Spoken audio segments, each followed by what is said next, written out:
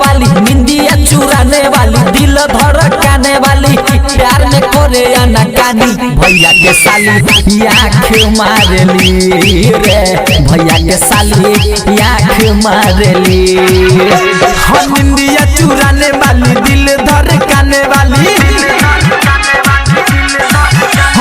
निंदिया चुराने वाली, दिल धड़काने वाली, निंदिया चुराने वाली, दिल धड़काने वाली, प्यार में करे अनकानी। भैया के साली आँख मारली रे, भैया के साली आँख मारली। क्या नाम है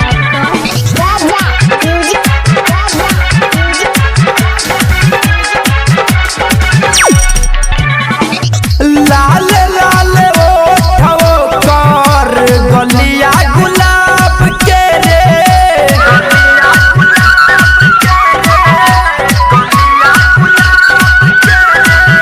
चलली चाल जैसे चले बेहिसाब रे, चलली चाल जैसे चले बेहिसाब रे। साइकिल चला के जाली, ओढ़नी उड़ा के जाली, हाँ साइकिल चला के जाली, ओढ़नी उड़ा के जाली, साइकिल चला के जाली, ओढ़नी उड़ा के जाली। देखी के हमें मुस्काली, भैया के साली आँख मारली रे, भैया के साली आँख मारली।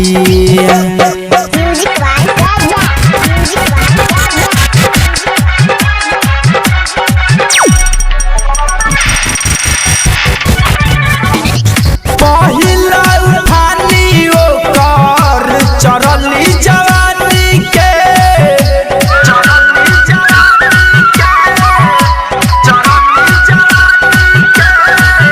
गाँव जब से आइल बारी बढ़ल परेशानी रे, गाँव जब से आइल बारी बढ़ल परेशानी रे। जब ई पास आली लागता कि मार डाली, हाँ जब ई पास आली लागता कि मार डाली, जब ई पास आली लागता कि मार डाले। पायल छनका के जब जाली, भैया के साली आँख मारली रे, भैया के साली आँख मारली। क्या नाम है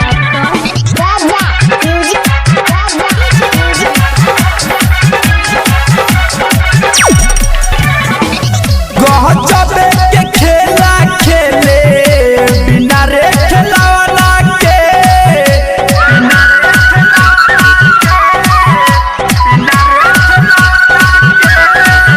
राइटर ललित मोरिया फोड़ले फुलवना के, राइटर रंजित रूपेश फोड़ले फुलवना के। जितेंद्र से मिले जाली, मिथलेश के माल खाली,